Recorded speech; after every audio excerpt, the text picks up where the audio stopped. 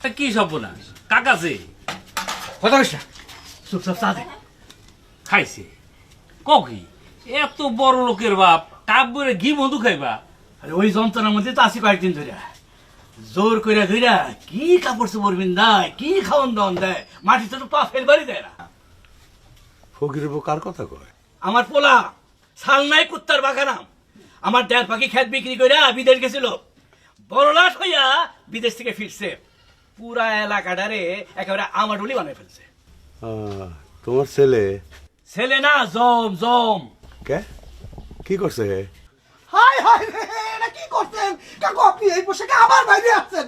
এটা যদি বসে জানবার পারে তাহলে তো জানে বাজে ফেলাবে। তাড়াতাড়ি উঠেন, উঠেন, উঠেন। দেখেন মাস্টার সাহেব, এই সামসার গুলো আমার পিছনে লাগাই দিচ্ছে, কোথাও নিজের মতো করে থাকবার পারি না, সবখানেই গন্ডগোল এই সামসা গুলা। এই তুমি ডিস্টার্ব করতেছো কেন? স্যার কিছু মনে করবেন না, এটা বসের অর্ডার।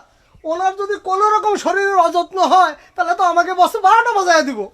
তোমার বসের আমার লগে দেখা করতে কইও, উনার মতো থাকতে দাও, যাও। চিন্তা করেন, সারাটা জীবন যে বাতাসের মধ্যে কাটাইছি, চোখের নিমেষেই সেই বাতাস উঠে দিবার চায়।